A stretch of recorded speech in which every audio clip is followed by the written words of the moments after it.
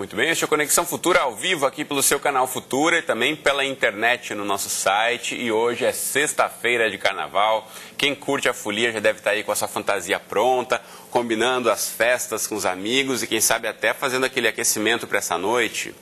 Bom, mas para muita gente, quando se fala em carnaval, logo vem à cabeça o clima de curtição, alegria e amores passageiros. Seria aí uma oportunidade para extravasar e mudar de comportamento, fazer tudo o que se tem vontade?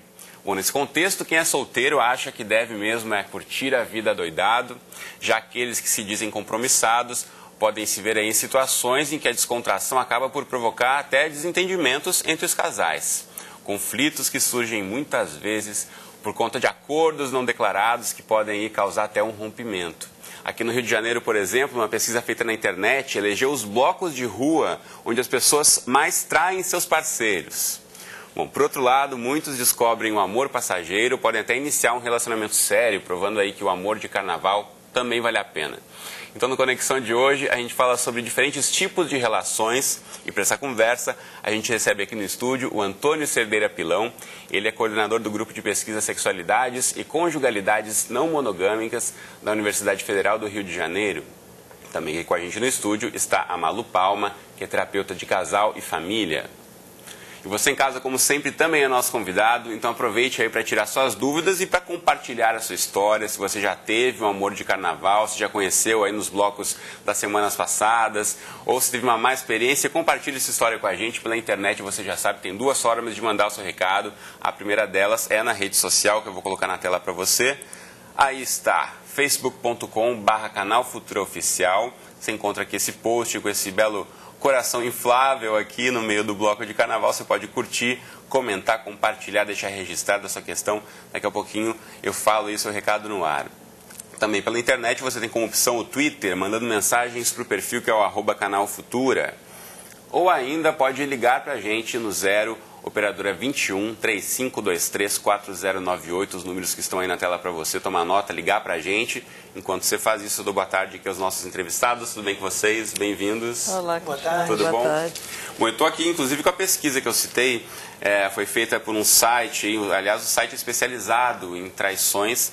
O pessoal que acessa o site fez esse ranking aí, dizendo que, por exemplo, aqui no Rio de Janeiro, o bloco, o Cordão da Bola Preta foi o segundo, o Simpatia, Quase Amor, o terceiro, e o campeão foi a Banda de Ipanema, entre os blocos onde as pessoas comprometidas vão para trair seus parceiros. E aí, Malu, o que a gente pode ter de análise em função desse resultado aí?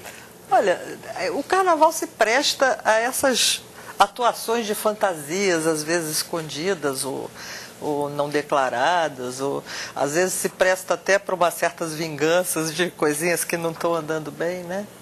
Mas eu acho que como uma oportunidade de conversa, às vezes, de assuntos que não vêm à baila normalmente nas relações, né? Eu acho que pode surgir uma oportunidade boa de transformar uma relação também. É uma chance interessante. Então, na verdade, o que não é discutido ao longo do ano, no carnaval você pode trair para fazer uma vingancinha? É isso? Eu acho que pode também, né? Não acho que tenha regras nesse aspecto, mas também pode, né, acontecer esse tipo de coisa. A traição pode fazer bem para uma relação, então? Eu acho que a gente pode transformar, vamos dizer, titique em adubo.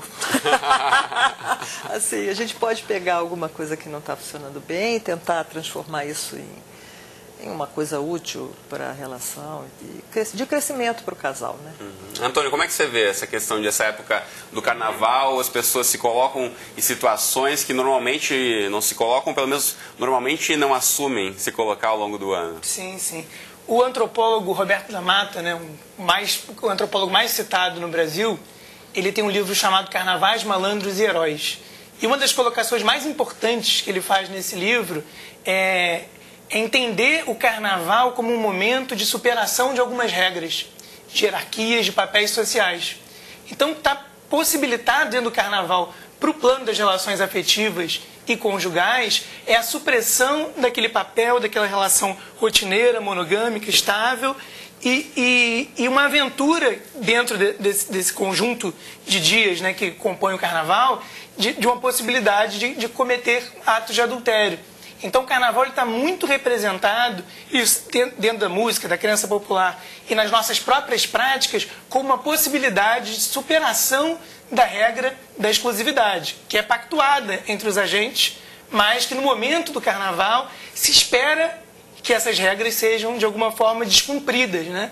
É o momento em que os sujeitos estão sendo incentivados, quase coercitivamente, a serem livres, a descumprirem os papéis, a descumprirem os acordos, as hierarquias, né? Então o adultério ele entra aí como uma dessas possibilidades de transgressão que o carnaval representa, né? Mas esse momento de transgressão, Malu, você acha que isso pode ter algum trauma maior para a relação? Como ele disse, as pessoas às vezes esperam, né? Que nessa época vale tudo, nessa época o nosso pacto de fidelidade não vai estar valendo, porque no carnaval a gente vai ter mais liberdade. Isso não pode trazer um trauma maior e acabar prejudicando a pessoa? Pode, porque algumas vezes esses pactos são, vamos dizer, não explícitos, são implícitos no casal.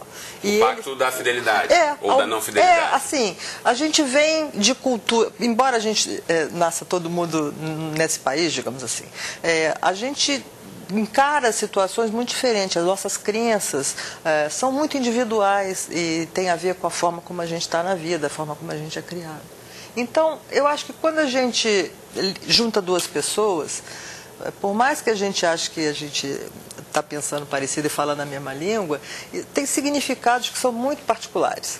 Então, quando você faz um casal e esse casal se vê numa situação em que alguma coisa acontece que desestabiliza um pouco, muitas vezes a regra não ficou clara e aí isso pode provocar uma desestabilidade naquele momento em que eles vão precisar conversar para tentar fazer uma outra relação mais adiante em que caiba uma conversa e que se chegue a acordos e negociações dessas diferenças. Você está dizendo, então, que, na verdade, todos os comportamentos têm que tentar ser pré-acordados? Tem que haver uma discussão para esclarecer esse contrato? Não, senão fica muito chato. Mas eu acho que na hora que o troço pipoca, a gente precisa falar. Para não... Porque muitas vezes acontece de gente fazer pacto assim, então nós vamos pular separado. Tem até música, né? Então, e aí eu acho que é uma forma de evitar negociar as diferenças, porque é difícil, né?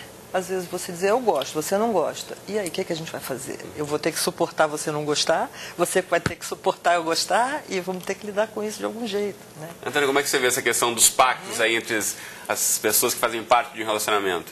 A gente vive numa sociedade que é baseada no ideal de igualdade, né? A gente espera que as relações sejam pactuadas, que elas sejam acordadas. Porque a gente vive num contexto que valoriza a igualdade de gênero, né?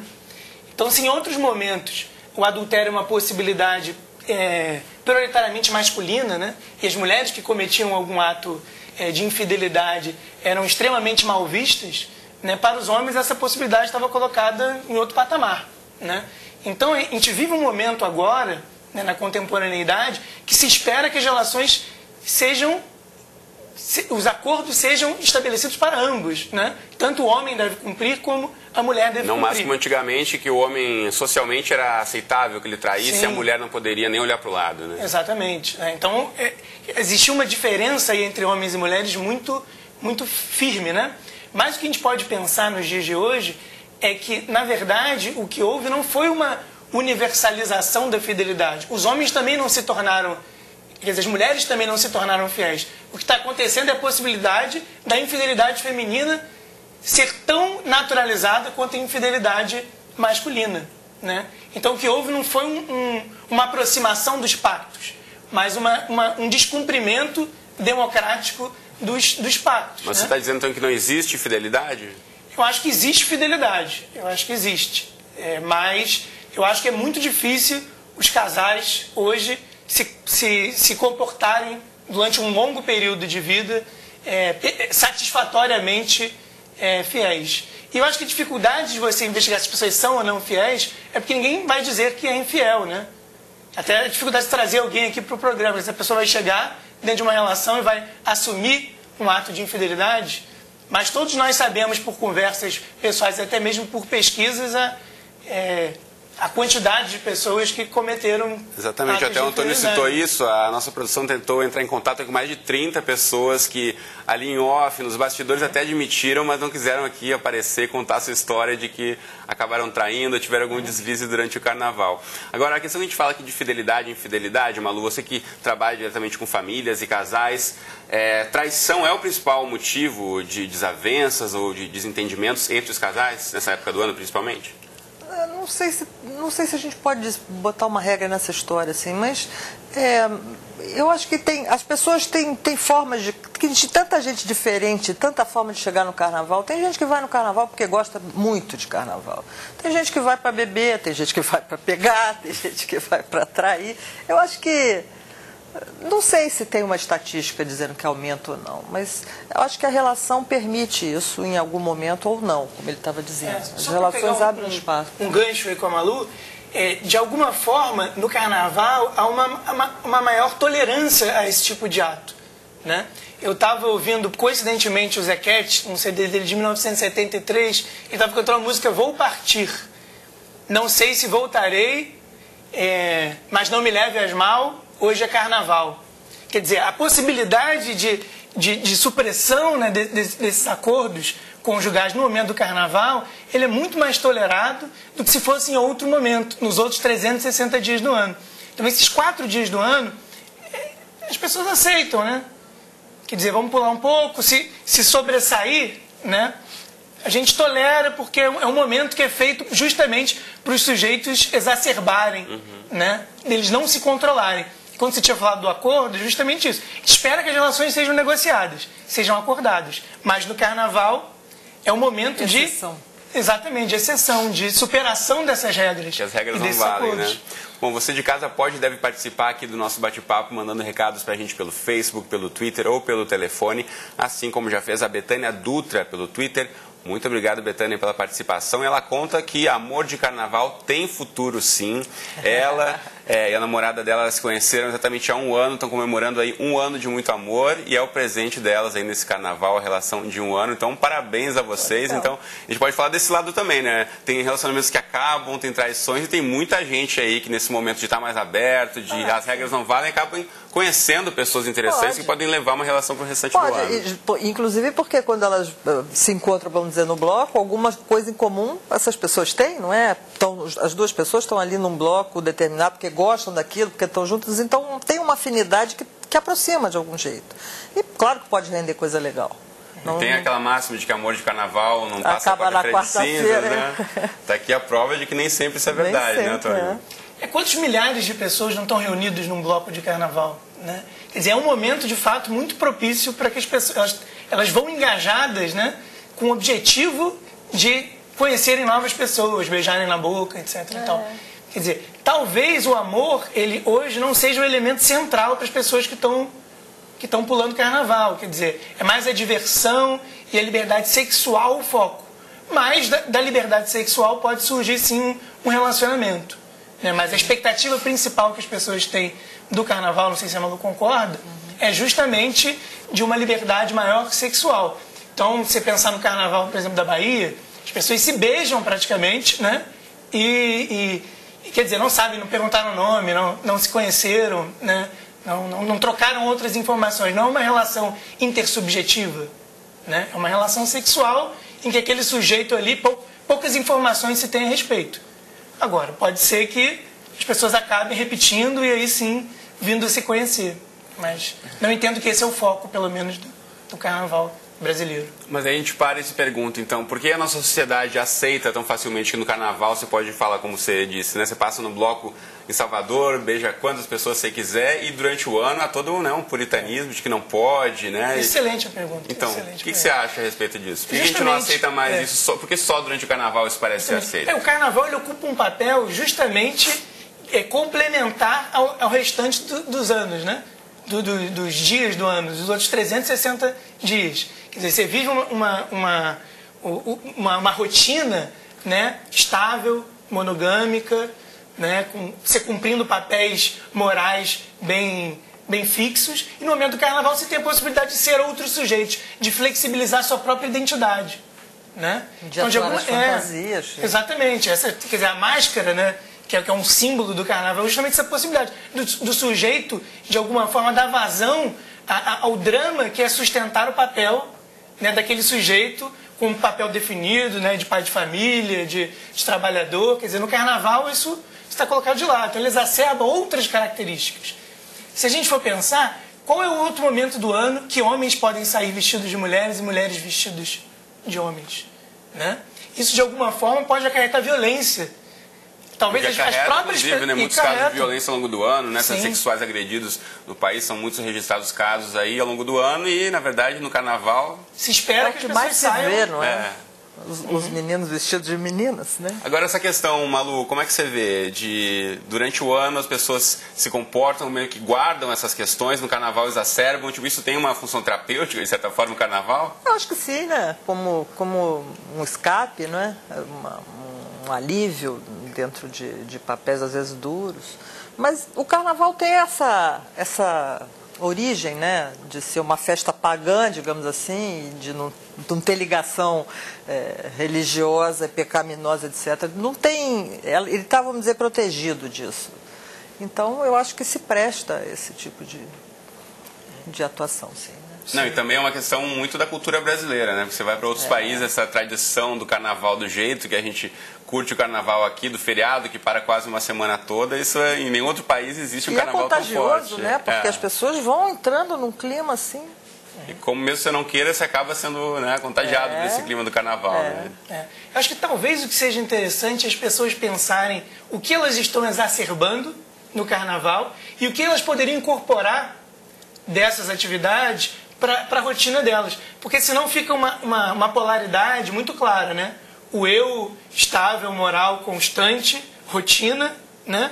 E o eu extraordinário da felicidade pura do carnaval. Então, talvez questionar as regras que coordenam o dia a dia, incorporar alguns elementos, carnavalizar de alguma forma a rotina, né? Essa é uma boa, hein? Carnavalizar a rotina pode ser uma boa solução para as pessoas serem um pouco mais felizes, mais tranquilas, né?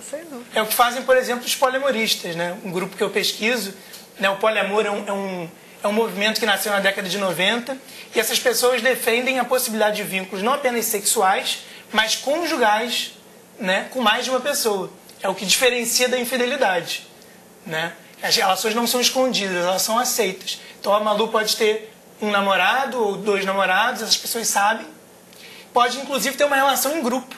3 ou 4 pessoas se relacionando. Mas entre 2 pessoas já não é complicado o suficiente, Antônio? 4 pessoas se relacionando, como é que funciona? Bom, talvez uma relação a 2 seja mais complicado pela carga de expectativa que o casal tem um sobre o outro, né? Se você tem uma única pessoa para te atender em todos os aspectos sexuais e afetivos, a demanda que você traz para essa pessoa é muito grande. Talvez, se você possa ter outras pessoas com as quais se vincular, essa tensão, essa sobrecarga sobre outro indivíduo, ela se torna menor, mas é uma possibilidade. De fato, toda relação é difícil, né? Seja uma relação a 2, uma relação a 3. O ser humano é muito complexo, seja com 1, 2, 3 ou com um grupo de pessoas. A contradição de interesses, de terão desejos. Muitas questões, né? Brigas, inclusive. Desculpa, questão de interromper, mas assim, essas novas relações que estão surgindo e esses arranjos familiares novos de morar gente, que ex-marido com mulher, com filho, com neto, com todo mundo junto, eu acho que é uma questão, tem uma questão afetiva, sim, tem uma questão que está modificando dentro das pessoas sobre o que significa família, já não é mais papai, mamãe e filhinho, né? Não tem mais essa coisa tradicional. E as pessoas também economicamente estão arrumando outras possibilidades de viver juntas e de poder estar dando conta da vida que está difícil, né? Então, eu acho que isso está surgindo muito interessante. No consultório eu vejo muito esses arranjos novos. Assim. Novos arranjos familiares, né? Bom, tem mais participações que chegaram para a gente aqui. A Tamires Fernandes pelo Facebook. Muito obrigado, Tamires, pelo seu recado. Ela conta aí que os pais dela se conheceram num carnaval e resultado é que aí 22 anos de casamento e 3 filhos. Então, parabéns aí aos seus pais por esse amor de carnaval duradouro. Oi? Será que eles continuam? frequentando o carnaval, eu fiquei curiosa. Tamires, se você quiser mandar esse recado pra gente aí, respondendo a pergunta da Malu, seus pais continuam curtindo o carnaval, a família toda curte? Manda pra gente aí a resposta. Se der tempo, a gente lê aqui no ar ainda. Outra participação é da Leandra, aqui do Rio de Janeiro. Obrigado, Leandra. E ela pergunta aí, o que leva uma pessoa a trair, especialmente no carnaval? Tem como elencar um motivo para traição no carnaval, Malu? Não sei, preciso conhecer a pessoa para entender por quê, né? Depende de cada um? Depende. Eu não consigo fazer uma regra, não. As pessoas são muito diferentes. Como é que você responderia a ela, Antônio? Eu acho que o problema é que a gente vive numa regra monogâmica sem refletir se essa regra monogâmica ela serve para nós. Eu não estou dizendo com isso que a monogamia está fadada a não servir para nenhum indivíduo, não é isso. Mas a gente vive numa sociedade que a gente nasce monogâmico e sequer cogita a possibilidade de ter outro arranjo afetivo. Quantas pessoas se pensam? Eu não sei se eu vou namorar uma pessoa ou se eu vou namorar 2 ou 3. Essa possibilidade ela não está colocada legitimamente. Então, talvez conhecer outras possibilidades, saber que a regra da exclusividade ela não precisa necessariamente ser a única a pautar um arranjo conjugal, é importante. Porque talvez o problema não seja da pessoa que descumpre a regra, mas da regra que não se adapta àquele sujeito. Bom, a gente está quase chegando no fim do programa e em relação a isso eu pergunto a vocês, né? Como você colocou, as pessoas não se colocam nessa função, nessa posição de se questionar, será que eu poderia, né, gostar mais de uma pessoa? E aí, você acha que a gente tem espaço na nossa sociedade, Malu, para tentar colocar outros tipos de arranjos, de ter mais de um namorado, mais de uma namorada, como colocou o Antônio? Acho que já tem e eu acho que nisso essas conversas que eu acho importantes a gente esclarecer. As pessoas podem chegar a acordos, né? Existem, na conversa, tem coisas que a gente vai conseguir negociar, tem coisas que são inegociáveis, né? E são princípios. Então a gente tem que ver até onde isso é um princípio, ou isso é uma crença que dá para rever, ou isso não dá para... Uma questão é fato, né? Se há pulsão aí por ficar com mais de uma pessoa, porque as pessoas estão lutando contra a sua própria vontade. E aí? Podemos pensar desse jeito, não é? Sem sombra de dúvidas. Bom, a gente está aqui encerrando já, eu quero ouvir de vocês recados aí para o pessoal que está vendo a gente, vai curtir o carnaval aí. Como curtir o carnaval sem passar quarta-feira de cinza com aquela dor de cabeça e aquela ressaca moral, Malu? Ressaca moral. Bom, eu tenho um amigo que fala uma frase que eu acho linda: carnaval é coisa linda de Deus. Então aproveita, vai brincar, vai se divertir. Antônio? Eu sugeriria a carnavalização da rotina, né? De alguma forma tentar incorporar alguns elementos que a gente valoriza do carnaval, incorporar isso para o dia a dia. Eu acho importante. Então, muito obrigado vocês por terem estado aqui comigo no estúdio. Bom carnaval para vocês. Você de casa, muito obrigado pela companhia. Um excelente carnaval, um bom fim de semana. Lembrando que semana que vem toda Conexão Futura especial de carnaval, de segunda a sexta. A gente presta uma homenagem aos músicos que fazem o carnaval lá na região... Perdão, na região Nordeste. Olha aqui, eu já estou quase pensando no carnaval, perdi a fala. Região Nordeste, vamos ter aqui Armandinho na segunda-feira, tem Margarete Menezes, Bloco Ilê Aie, tem também César Miquiles e o Galo da Madrugada lá de Recife. Então de segunda a sexta não perca, fique ligado aqui no Conexão Futura. A gente se vê na segunda então às 2h30 da tarde. Até lá.